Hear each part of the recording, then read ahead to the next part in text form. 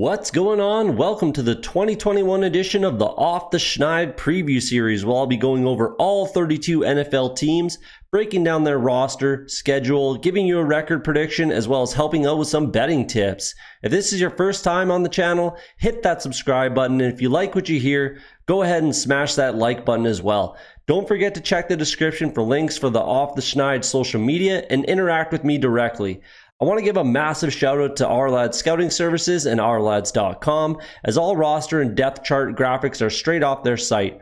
If you've never been, go check them out immediately. I use their site for all NFL, fantasy, and betting purposes, and there's a link in the description for their site.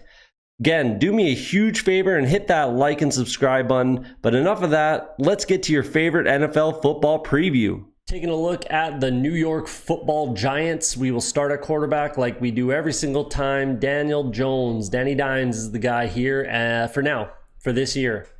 This is basically a make or break year, in my opinion, for Daniel Jones. If he does not take that step this year, you better believe that they're going to use those 2 first-round picks they have next year. They got one from the Justin Fields trade.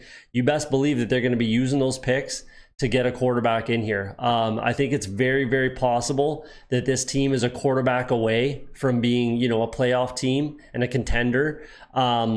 Maybe that is Daniel Jones. Maybe that is, but we're going to find out this year, and it's now or never. It's either going to happen this year or they're going to move on. 100%. Mike Glennon comes in to be the backup, and that's fine. I've always been a big fan of Mike Glennon personally. Just, as a guy, he's a quality backup. I'm not saying he should be a starter in the NFL. I just think he's a quality backup. But yeah, whether they go after a guy like Deshaun Watson, Aaron Rodgers, or they trade the 2 picks and move up, the Bears pick might be quite high. Maybe they take a quarterback there. They trade their 2 for a top 3 pick, whatever it is.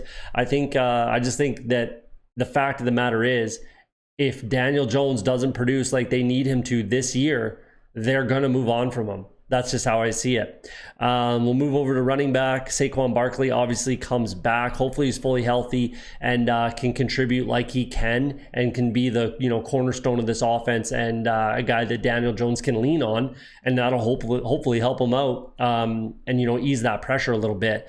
Devontae Booker comes in from the Vegas Raiders. He's a quality backup, nothing wrong with him. Elijah Penny is more of a fullback type of a guy, or just a big body guy. I'm not sure if he plays running back for this team personally. Gary Brightwell was the 6th-round pick. Corey Clement's there. We'll see how it shakes out in preseason, but obviously Saquon Barkley is the guy, 3-down guy, every game, all game kind of thing. Move over to tight end. I really like their tight end spot. I really, really do. Kyle Rudolph comes in from the Minnesota Vikings. That's a good guy, good quality vet, big body guy, knows how to push off and get some catches, if you know what I mean. Evan Ingram is still there, former first-round pick. I still think he's absolutely a top, 10 for sure tight end in the league. Probably top 8. In my opinion, top 7, maybe something like that. But either way, he's very good, very good. But as far as stats are concerned and in fantasy, he's going to take a bit of a hit, I think, because of the additions at wide receiver, Saquon Barkley coming back, Kyle Rudolph's there, that kind of a thing. I really like Caden Smith. Really like Caden Smith. I thought there was a shot that he could eventually be the tight end of the future here, but with what they have now, I just don't expect that to happen. Tuliolo's there, good quality vet. He's a good blocker, that kind of thing. They'll round out those 4 guys at the tight end spot. Move over to wide receiver. I do not think that John Ross is going to be the starter or a starter at all on this offense. Who knows? It's a lottery ticket. There's nothing wrong with the signing at all. I'm a Bengals fan. I wasn't really happy with the draft pick and wasn't happy with his production at all, but it doesn't mean he's not worth a lottery ticket, which is essentially what they've thrown at him, sort of thing. Kadarius Toney's going to be the starter in the slot. I do like him. And here's the thing that I don't like, and I didn't like that Kadarius Toney pick. Realistically, I think this offense would have been okay without him. I just think you can't just throw all these weapons at Daniel Jones and expect him or hope that he works out and he produces, because I don't think that the weapons in New York have been terrible for the time that Daniel Jones has been there. I don't think so. If he didn't produce with them, why are you adding more weapons and thinking he's just going to be that guy? If he's not the guy, he's not the guy. But, we'll see. And this will be the year. So there you go. Kenny Golladay, another guy they brought in from the Detroit Lions. He'll absolutely be a starter here. He'll be very good for this offense, I think. Big body guy. Can go up and get those, those contested catches. Darius Slayton has led this team in receiving for his first 2 seasons in the league. I think he's a little bit underrated and a very good wide receiver. I don't know if he'll lead the team. I think it'll be quite spaced out as far as receiving yards, touchdowns, everything realistically. I don't see a 1,000-yard receiver on this team personally.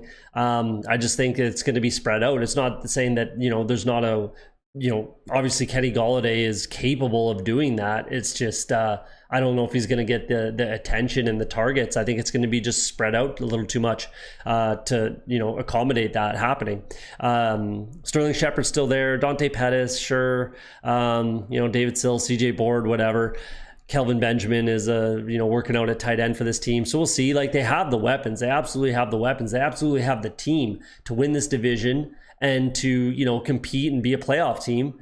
Will that happen? I don't know. We'll see, and we'll see what I project in the record prediction in a minute here. Move over to the offensive line. They just really, really, really need this team to, this offensive line to take that step. They were second worst in the league in sacks allowed last year with 50, which is way too many. And yes, I do agree already. I know Giants fans are saying that Daniel Jones is a bit of a problem with that, and I absolutely agree. But it doesn't take away from the fact that the offensive line absolutely has to progress. And they should. I mean, there's 3 guys on this starting offensive line that were rookies last year. Matt Pert, Andrew Thomas, Shane Lemieux. They should all be starters this year, and hopefully they all progress. Will Hernandez has kind of been a little stagnant. I was a big time believer in Will Hernandez. I really wanted my Bengals to draft him, actually. Potentially in the first round, actually. But either way, he kind of just hasn't, been as good as I thought he would be personally. We'll see. And he's still young too, so he can take that step as well. Zach Fulton, Nick Gates, Jonathan Harrison are there at center. The best guy will play there. I think other than center, the offensive line is set as far as starters are concerned. Nate Solder's still there as a swing backup type of a guy. I do not think that he basically even has a shot to be the starter or a starter on this offensive line, but good quality vet to have around. They are lacking a little bit of depth on the offensive line, in my opinion, and it's absolutely a weakness. So if these guys don't take that step, they're going to be in some trouble, and they're going to be, middling where they were last year. Let's move over to the defensive side of the ball. Joe Judge is still the head coach. Jason Garrett's still the offensive coordinator. Patrick Graham's still the DC. I think they progressed very nicely last year. They were top 10, tied for 10th in the league in sacks last year, which was a bit of a surprise and was mostly thanks to Leonard Williams taking that step. I think they signed him to a 1-year deal, kind of took a chance on him when he came from the Jets, and then re-signed him obviously this year. I believe that's what happened. I could be wrong, but I believe that's what happened, and they signed him long-term before this season, because he definitely did take that step back to being a dominant interior rusher in a 3-4 defense. I really like Leonard Williams a lot, and Dexter Lawrence I think is fantastic. I'm not sure if it's going to be on Austin Johnson, Danny Shelton, BJ Hill, maybe maybe rotation in and out kind of thing, but they got a good line, and they got some good guys that can get after the quarterback. Ellerson Smith as well is a guy that I really liked at the Senior Bowl. He looked really, really good. That's a very good pick in the 4th round in my opinion. And then they go out, grab Azeez Ojulari in the draft in the 2nd round, which was a very good pick. A lot of people had him going in the 1st, including myself, I believe. Ifeadi Odenigbo comes over from the Vikings. Ryan Anderson comes from the Washington football team. They still got O'Shane Ximines. Lorenzo Carter should get back to full health. I think he played only 5 games last year. He had 4 sacks his rookie year, 4.5 his second year. Only played 5 games last year, so he should get back at it. Blake Martinez is one of the better, just kind of overall. Sometimes he is a little bit lacking in coverage, but he's still a very, very good linebacker. And then there'll be a battle for that other inside linebacker spot. I think that Lorenzo Carter is best suited as an outside 3-4 pass rusher. I think we'll see how he actually ends up playing this year with all the guys that they brought in. And then moving back, there's no step back here. This is a very, very good defense, I think. I think they all take a step forward, and the defense as a whole takes a step forward.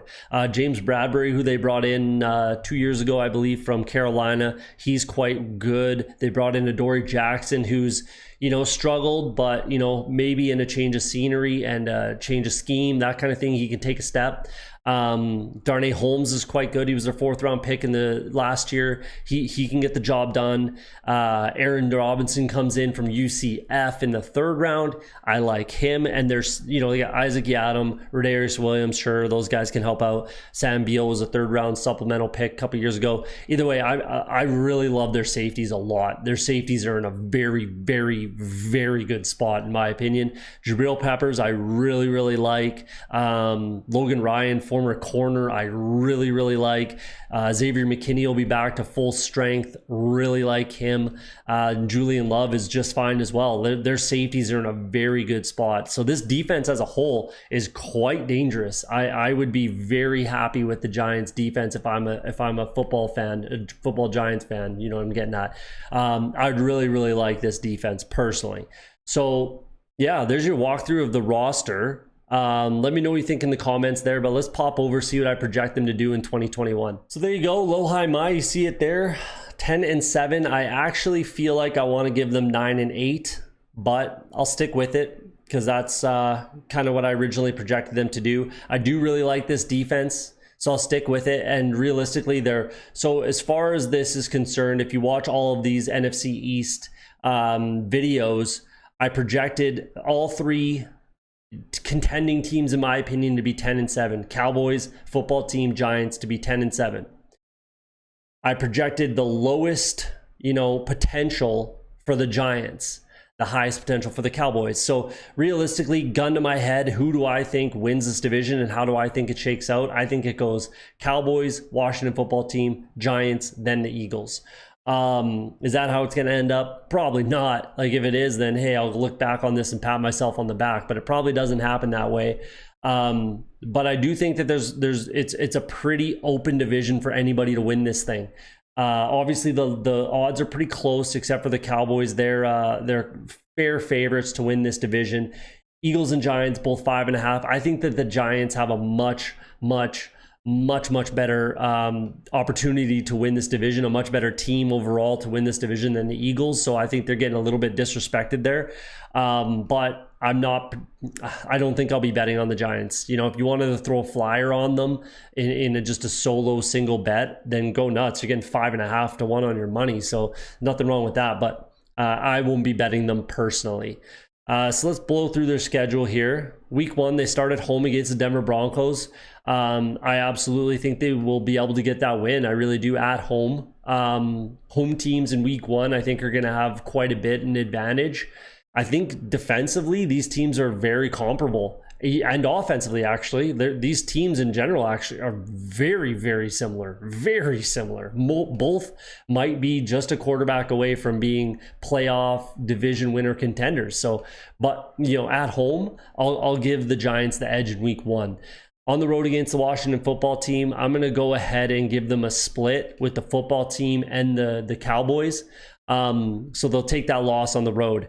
At home against the Falcons, I think they absolutely beat the Atlanta Falcons. They have a rough year, I think, so they get that win. On the road against the New Orleans Saints, I think they're a better team overall. I think the Giants are absolutely a better team overall than the Saints. Do I think they get that win on the road? I don't know. I think that's a tough proposition for them to go into Mercedes-Benz and get that win. We'll see. It should be a fun game, actually. I don't know. That's a toss-up on the low, high, my. That's why I gave them such a stretch here, but I am going on the high side. So that's a tough game. On the road against the Dallas Cowboys, they'll split. They'll lose in AT&T in Dallas. At home against the Rams, I think that the Rams are the better team there, and I think the Rams are, it's going to be a tough one. Extreme West, Extreme East. That's a tough game for the Rams. But I do think that the Rams are the better team overall. I think their defense is the same. The Giants might have a better, maybe might have a better defense than the Rams. I don't know. It's close. It's very close. I think that the Giants defense is probably going to be overlooked a little bit this year, but I think they're going to be very, very good. But I don't know. Again, that's a toss-up one, but I think that's one that the Rams can come in and get a win. At home against the Carolina Panthers, I like the Giants to get that win at home against the Panthers. On the road against the Kansas City Chiefs, they're not winning that game. I'm sorry. Not too many teams are going to beat the Chiefs this year, especially in KC, so they do not get that win. At home against the Vegas Raiders, I think they definitely beat the Raiders. They get that win. And then their bye week, week 10, that's okay. Like, that's okay. I'm fine with that. You know, the later the better. You know, at least it's not week 6. So I'm all right with that for probably a playoff team. And then coming out of their bye, they might have one of their, you know, they're on the road against the Bucs and the Kansas City Chiefs. Realistically, like if you watch the Eagles episode, they play both those teams at home.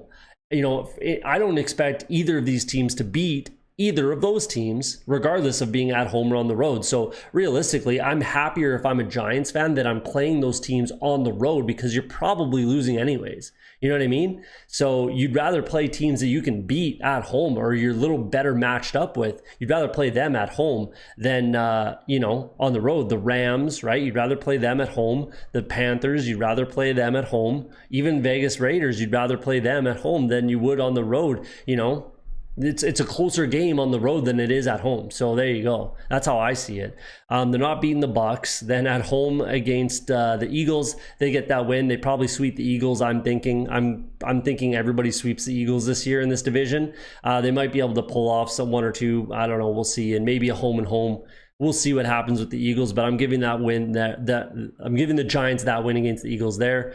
On the road against Miami, tough game. If that game was in New York, I give them a much better shot, but in Miami, that's tough. These defenses are very comparable. That's another team that's very, very comparable. You know, the Dolphins, the Broncos, and the Giants are all very comparable teams in my opinion.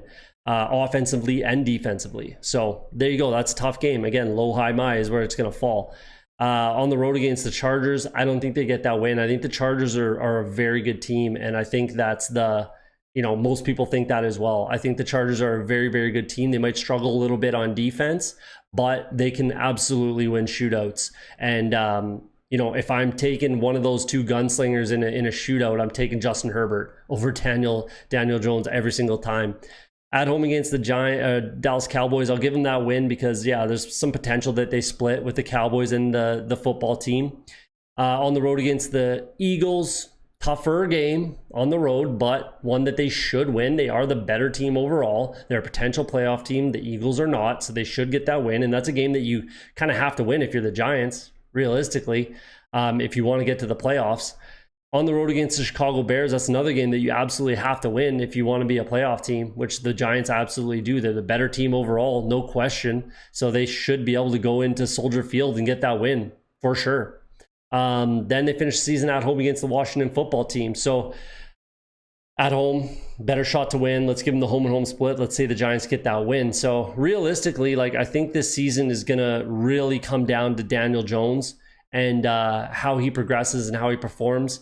Obviously Saquon Barkley's health is going to play a role as well, but I think this team is going to live and die by Daniel Jones. And if he doesn't take that step this year, not only are they going to replace him, but they're going to be a worse team. That's why I gave them the low of 7-10. They're absolutely going to be a worse team if he doesn't step up to the plate and take that step. So there you go. Let me know what you think in the comments. There's your breakdown for the 2021 New York Football Giants.